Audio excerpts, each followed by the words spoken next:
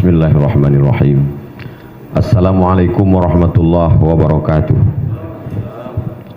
Alhamdulillah wassalatu wassalamu ala Rasulillah Sayyidina wa Maulana Muhammad ibn Abdillah wa ala alihi wa sahbihi wa man da'a bi da'watihi wa istanna bi sunnatihi ila yaumi liqa'i rabbih Sayyidi al-Habib Ja'far al-Habsyi wa Sayyidi al-Habib Abdullah al-Habsyi nawartuma hadzal balad matta'ana Allah bi tuli umrikuma Ya'manallahu ma'al Habibil Mustafa fi jannatihil ula. Yang sama-sama kita hormati Bapak Wakil Gubernur Kalimantan Timur, Bapak Kepala Kantor Kementerian Agama, Ketua Majelis Ulama Indonesia, Bapak Kapolres, tokoh-tokoh yang tidak dapat saya sebutkan satu persatu, insya Allah kita semua dimuliakan Allah Subhanahu wa Ta'ala. Amin ya Rabbal Alamin.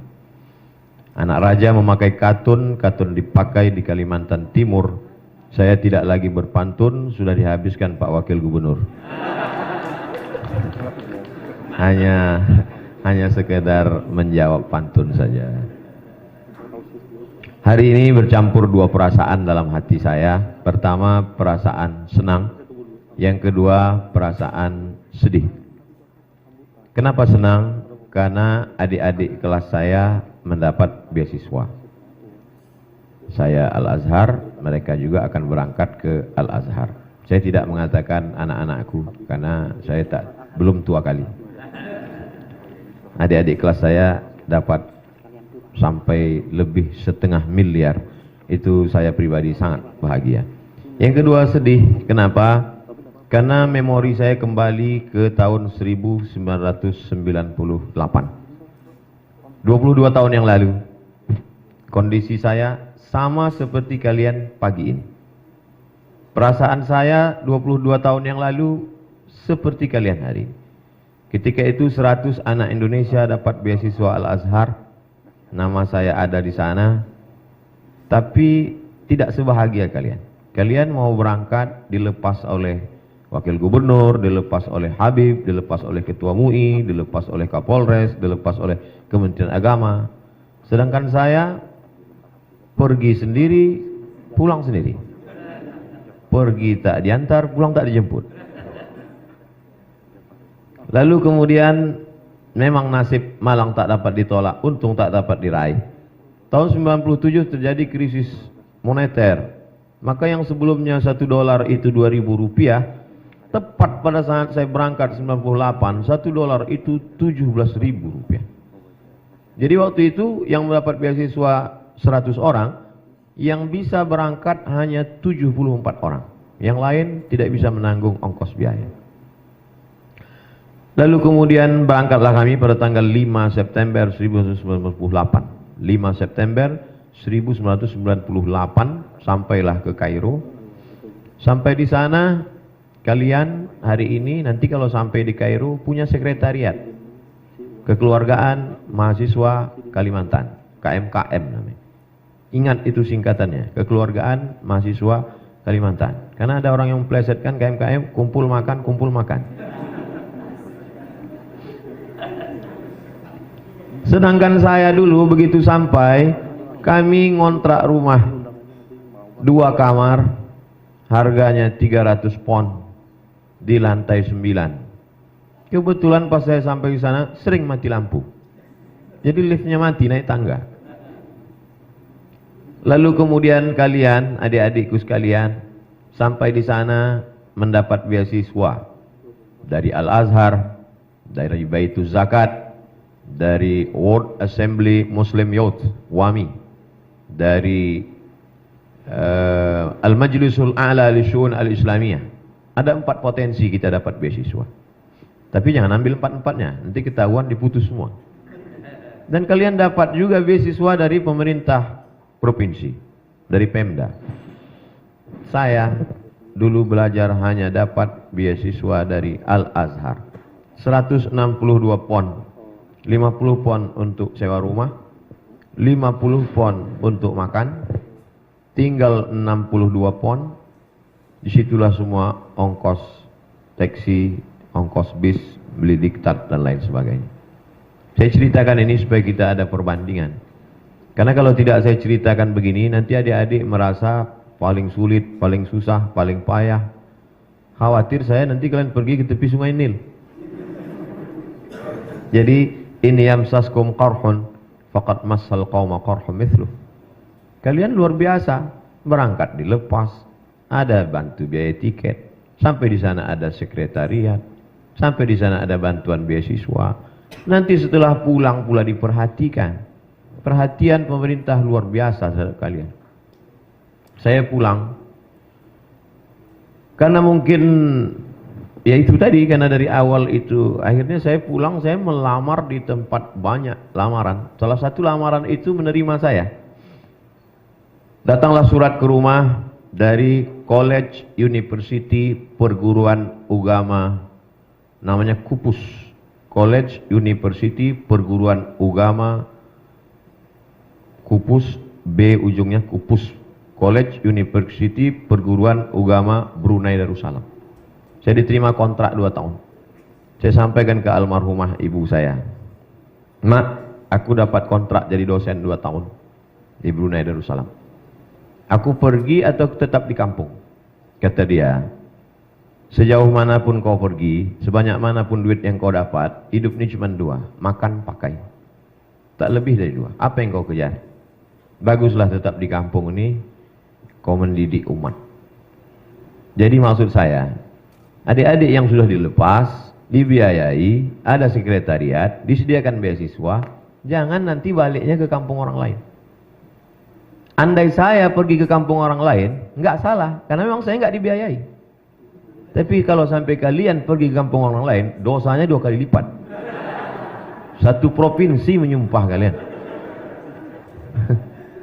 Nanti pulang, sebesar apapun tawaran di tempat lain, ingatlah cakap saya ini. Nanti kalian pulang akan menjadi doktor pakar tafsir, doktor pakar hadis, doktor usul fikih. Tawaran-tawaran berdatangan. Ingat, dulu waktu almarhum Nur Somad melepas kami. Mestinya kalian sedih, jangan ketawa. Kalian ingat bahwa hidup ini yang dicari. Apapun jabatan, sekaya apapun kalian, mau jadi dosen internasional, hidup ini cuma 2. Makan, pakai. Dan setebal-tebalnya makanan, sebanyak-banyaknya makanan, paling nambuh 2-3 kali. Kalau ada orang tambah makan sampai 4 kali, itu ususnya bocor. Setebal-tebalnya pakaian, pakaian sunnah, paling 3 lapis. Di dalam itu jubbah, di luar itu burdah, di atas itu imamah. Itulah pakaian dipakai Habib, sunnah. Di dalam jubbah, dibalut dengan burdah, di tengkuk rida, di atas imamah. Kalau sampai lebih daripada itu bukan ulama, demam. Hidup ini tak lebih daripada itu, cuman makan dan pakai. Apa yang mau dikejar? Falaula nafara min kulli firqatin minhum.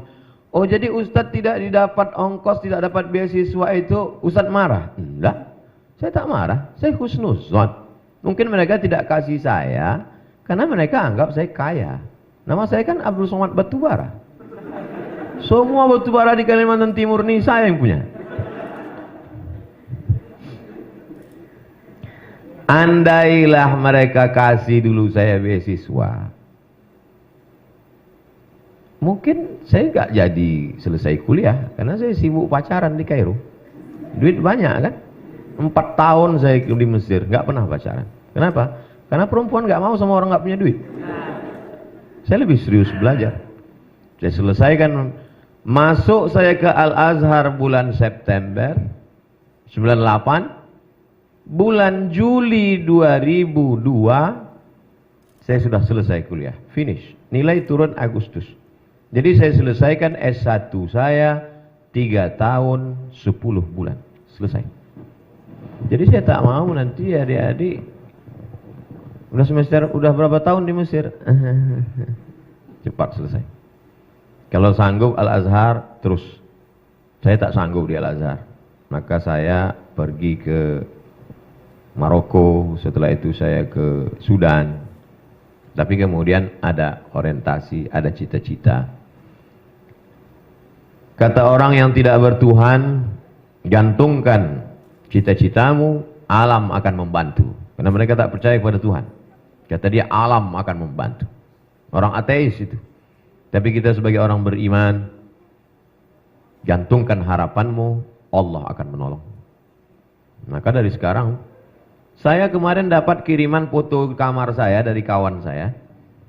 Gambar saya sedang nyetrika di kamar saya waktu di Kairo. Di dinding itu ada tertulis pintu Meknes. Meknes salah satu kota di Maroko. Ternyata waktu saya S1, saya sudah mau punya cita-cita mau ke Maroko. Tembakan saya waktu itu 2, kalau tidak ke Maroko, ke Sudan. Saya tidak memaksa adik-adik mau ikut seperti saya, karena kawan-kawan saya juga macam-macam. Ada namanya Ustadz Reza, S1 Al-Azhar, S2-nya ke Jerman, S3 Australia. Silakan, Timur dan Barat. Nanti saya kalau belajar di Barat itu jadi sekuler. Enggak, kawan-kawan saya belajar di Barat, pulang malah lebih Islami daripada sahabat-sahabat yang belajar di Timur Tengah. Saya kaget, saya terkejut. Kenapa kalian pulang lebih militan, lebih istiqomah? Karena kami ketemu betul dengan yang kafir-kafir itu. Satu kos-kosan kami dengan orang ateis. Katanya. Oh, ternyata sebetulnya yang kita baca di Kalimantan Timur dengan yang kita baca di sana itu apa sih bedanya? Sama aja. Quran yang ada di sini, Quran itu juga yang ada di Kairo. Sahih Bukhari, Sahih Muslim, Sunan Abi Daud, Sunan Nasai, Sunan Tirmidzi, Sunan Ibnu Majah, Muwatta Malik, Musnad Ahmad bin Hanbal, Sunan Ad-Darimi, Musnad Ibnu Abi Syaibah, semuanya sama. Lalu sebenarnya kita ke Mesir itu untuk apa? Belajar hidup. Di sana adik-adik nanti akan ketemu semua orang. Ihbitu Misra, fa inna lakum ma sa'altum. Di sana kalian akan ketemu dari mulai Musa sampai Fir'aun. Saya sarankan ke adik-adik nanti memang temui betul Fir'aun itu di sana. Tempatnya di samping Sungai Nil. Gedung tempat tinggal dia, dindingnya warna batu bata. Namanya Tahrir Square. Masuklah ke dalam. Walaupun dia sudah mati, tempatnya tetap di atas. Saya sampai ke sana, masuk saya ke tempat Fir'aun, bergetar jantung saya pas mau masuk. Tiketnya mahal.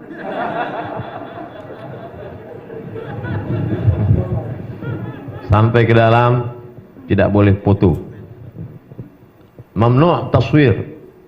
No take picture. Tak boleh ambil foto.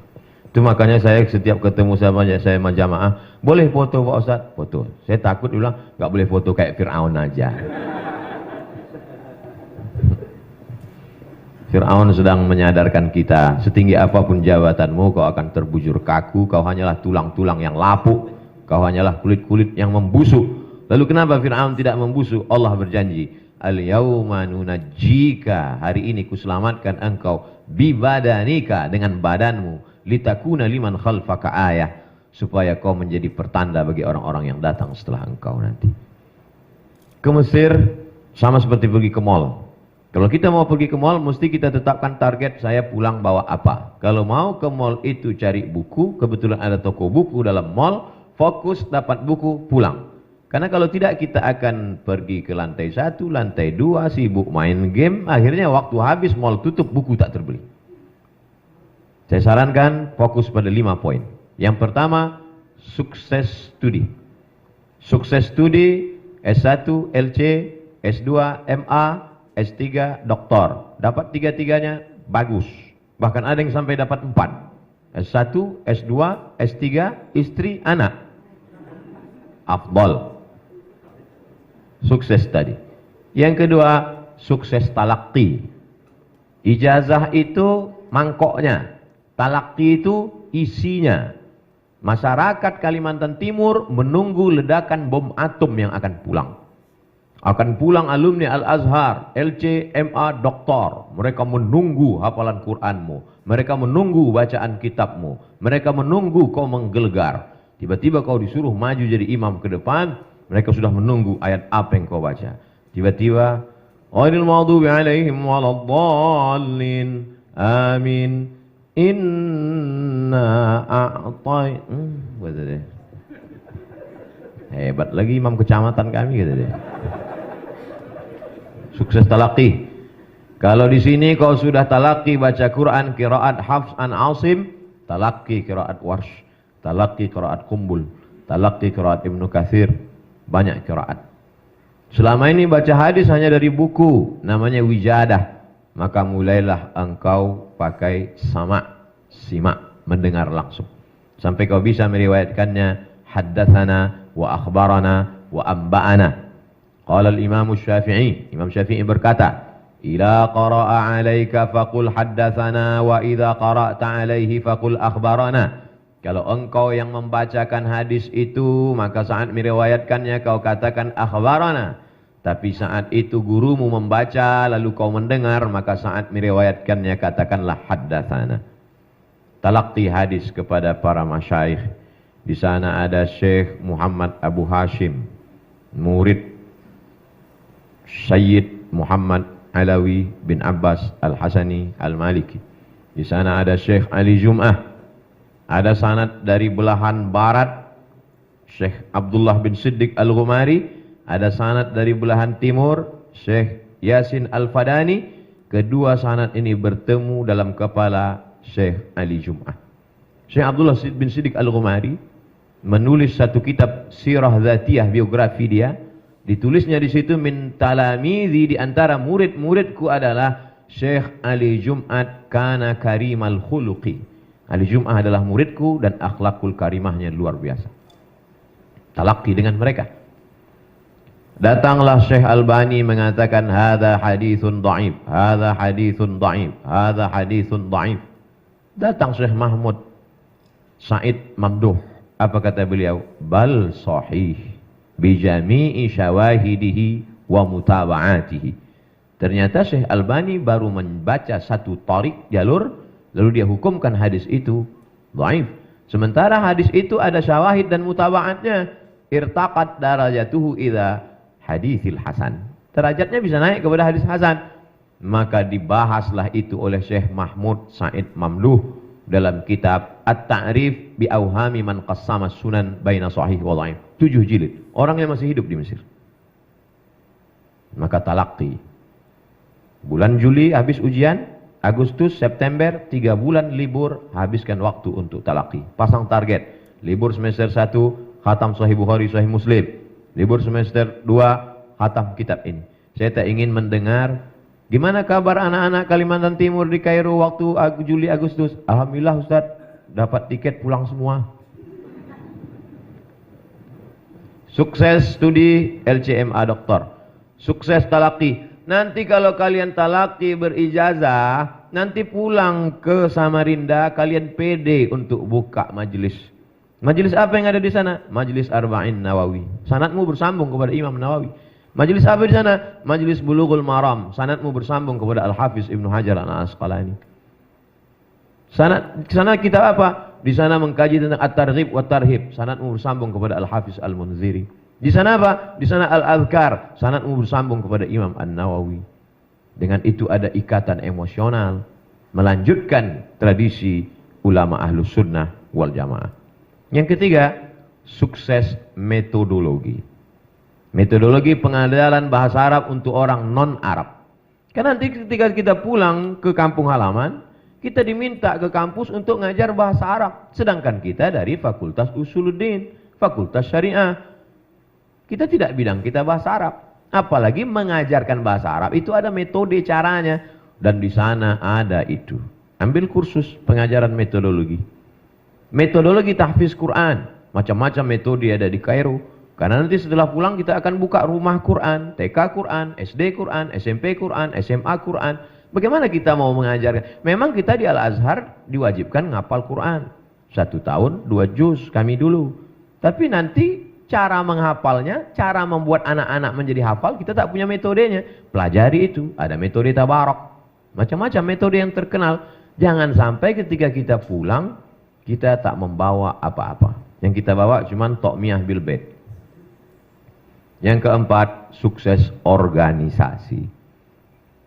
Aktif nanti di PPMI, Persatuan Pelajar Mahasiswa Indonesia. Aktif nanti di PCNU, aktif di Muhammadiyah, aktif di KMKM, aktif di lembaga kajian tafsir, kajian fikih, usul fikih. Untuk apa? Supaya terbiasa berorganisasi. Mana tahu nanti pulang jadi ustadz, tiba-tiba dicalonkan orang jadi presiden. Jadi kita sudah tidak gagap lagi secara organisasi. Mana tahu pulang nanti tiba-tiba bisa jadi anggota legislatif. Kita bagi-bagi peran. Tidak selamanya dakwah ini selesai hanya dengan ceramah. Buktinya dengan ceramah, mari kita tolong Timur Tengah, mari kita bantu mahasiswa yang mau ke Mesir. Enggak selesai. Tapi dengan kekuasaan, enggak perlu ceramah, tanda tangan, keluar 500 miliar. Itu baru satu tanda tangan, kalau sampai 3 kali. Sukses studi, sukses talaki, sukses metodologi, sukses organisasi, yang terakhir adalah sukses komunikasi. Tak ada gunanya banyak ilmu tapi komunikasimu jelek. Apa kata orang? Aku salut dengan dia itu. S1, S2, S3 Azhar, hafal Quran, tapi sombongnya minta ampun. Cukuplah sekali jumpa sama dia, mau muntah aku nih mukanya. Komunikasi kita mesti baik. Belajar. Alhamdulillah nanti adik-adik selama di sana ketemu dengan semua orang. Jumpa orang Aceh, jumpa orang Jawa, jumpa orang Sunda, jumpa orang Makassar, jumpa orang Banjar, tak usah ke sana, sini banyak. Jumpa dengan orang Melayu. Dengan berbagai macam karakternya ada. Anak-anak KPMJB, Kekeluargaan Masyarakat Jawa Barat. Orangnya lembut-lembut. Sampai nggak kedengaran suaranya. Apa kabar? Ketemu pula sama orang Medan. Bertamulah orang Jawa ke rumah orang Medan.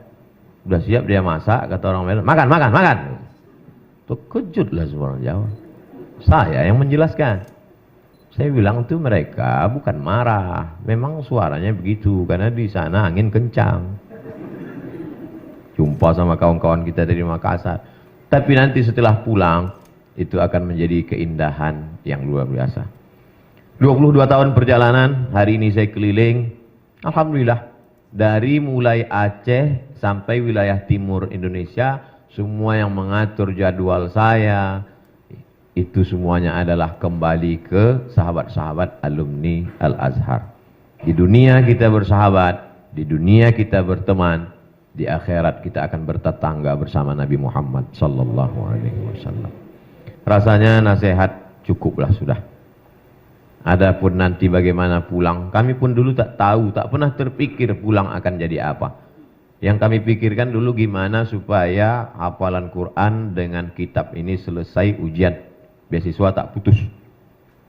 Karena kalau sampai tidak naik tingkat 3 kali, DO. Kalau sudah DO, beasiswa putus, tiket pulang tidak dapat, siap-siap membuat rakit dari Sungai Nil ke Sungai Siak. Ketakutan.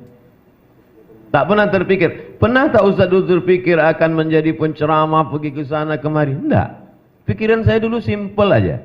Pulang ke kampung, cari tanah, buka kolam ikan, tanam berkebun, buat pengajian, ngajar ngaji. Itu simpel saja. Tak pernah terpikir macam-macam. Iyamsaskallahu bidurrin fala kashifa lahu iyyah. Wa yuridka bi khairin fala radda li fadlih. Yusibu bihi man yasha. Balikkan kepada Allah Subhanahu wa taala. Setelah kita berusaha, bantuan stimulan beasiswa Kaltim dan bantuan biaya transport 550 miliar. Kok Ustaz ingat? Itu saya baca. Ada lomba debat seluruh orang-orang di dunia ini. Diadakan Qatar debat di Qatar, Doha. Tiba-tiba yang juara debat itu bukan orang Mesir. Yang juara debat itu orang dari Kalimantan Timur. Artinya apa? Prestasi. Jadi kalian cetaklah karena prestasinya, maka negeri ini akan, saya yakin dan percaya, Indonesia akan tetap menjadi baldatun thayyibatun wa rabbun ghafur. Saya kira itu yang dapat saya sampaikan. Terima kasih atas segala perhatian. Mohon maaf atas segala kesilapan dan kekhilafan. Aqulu qawli hadza astaghfirullah li wa lakum wa li sairil muslimin wal muslimat. Wassalamualaikum warahmatullahi wabarakatuh.